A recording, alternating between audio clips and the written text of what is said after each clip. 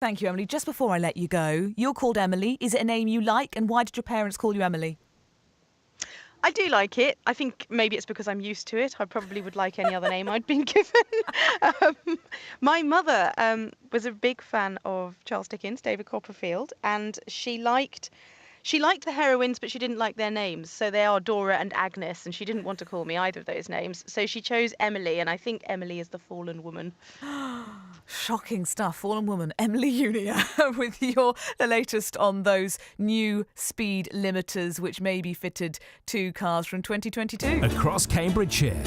On FM, online, on DAB. This is Thordies at Breakfast. On BBC Radio Cambridgeshire. So, did your name come from something very learned like that? Your parent was a great fan of something like Charles Dickens. Were you named after a movie star or a character from a film? Because wasn't it Spencer Tracy that is why so many people were called Tracy? I think it was, even though it ended up being a girl's name. I'm sure it was Spencer Tracy, the actor, that started that. My mum, called Tracy, hated the name. She was always after being called something else. She sort of came up with all different names, but she could never remember which name she said she was called at that particular point in time. And so it didn't really work. She just ended up being called Tracy in the end, even though she kept trying to change it. Apparently it could have been worse. Her parents were considering Roberta, which she didn't like at all, so she thought maybe I should be happy with Tracy after all. Andy says, I think, not Andy, our Andy Lake, who could have been called Thomas Lake. Andy listening this morning, I think my mum and dad got a bit fed up with naming us. I have a brother Joe and an uncle Joe, a brother called Tony and an uncle Tony, and you guessed it, brother called Terry and an uncle called Terry. They like to duplicate names. Were you in a family where everybody ended up being called, grandfather, father, you, everybody called the same name? You go to a family reunion, you say Robert, everybody turns round. It's not practical. So let me know. As we discover, 1 in 7 parents regret the name they chose for their child. What are you called? Why are you called it? Do you like it? Would you change it? Have you changed it? 81333 to drop me a text. Start your message with the word can. And get in touch about our mystery voice. I rigged the election. This is somebody who's been in the news recently. I think it's easy peasy. Who does this voice belong to? I rigged the election. Get in touch. You can tweet me at Thunderfairy. You can email me as well. thunderfairy@bbc.co.uk is the address you need. Across Cambridgeshire. Weekday mornings from 7. This is Thordies at Breakfast. On BBC Radio Cambridgeshire. Let me just tell you about the A14 as well. If you are in the north of the county, some of your routes may be a bit busier because the A14 is closed eastbound on the Cambridgeshire-Northamptonshire border between junction 13 and 15, and the diversion is via the A605 and the A1M, so a bit busy in those parts. Your next travel news in about 5 minutes' time. First of all, at 5 to 8, it's not exactly Sharm el-Sheikh, but it is the closest Cambridgeshire ever got to an Egyptian beach. That is Whiz Beach, where a pop-up exhibition has been taking place to show off ancient Egyptian artefacts. These are artefacts usually housed at Cambridge's Fitzwilliam Museum. Our reporter John Devine has been to find the Valley of the Kings among the flatlands of the Fens. All my years on BBC Radio Cambridgeshire, I'm about to experience something quite surreal, really. I'm on Church Terrace in the capital of the Fens. It's Whiz Beach, outside the Wheatsheaf pub. But understand there's something quite unusual going on inside. So let's take a step inside, go through the large double doors, and we'll see what is occurring. Because as soon as you go through the doors, you are greeted with 2 large perspex display cases like you'd see in a museum. I can see one of them contains what looks like a sort of ceramic mask, a face of some sort of pharaoh, and a hand below that. And I've got with me... Hi, it's Melanie Pitchkin here from the Fitzwilliam Museum. I'm an Egyptologist and I'm here for the pop-up exhibition that we've got. in a pub. We are in a pub, so what we've actually done here is we've brought some objects from the museum's collection and we're sharing our research into ancient Egyptian coffins with an audience that might not otherwise expect to come across this research. And show us what we've got in this case that I described as like a mask in ceramic brown, but what is that? We've actually got some fragments from a coffin lid. So we have a face, it's made from wood, but it's been painted and varnished so it looks quite shiny. And we've got a hand as well. So we've actually brought real objects from the collection out we've got some replica tools, So what we've actually been doing with our research is CT scanning and X-raying coffins to find out how they were made and how they were decorated. So we're looking at the people behind the industry of coffin production. And why coffins? So we have a really fabulous collection of Egyptian coffins at the Fitzwilliam Museum, and we know that people have CT scanned mummies before but never actually studied the objects that the mummies were housed in. And there's a lot that we can find out about, how things were made in ancient Egypt through looking at coffins. So this, what I discovered, is a mask, part of the coffin. How old is that, roughly? It's about 3,000 years old. So everyone that comes into the pub is quite taken back to see something so old in their local Wetherspoons. You popped into the wheat sheaf, sir. What did you come here for primarily?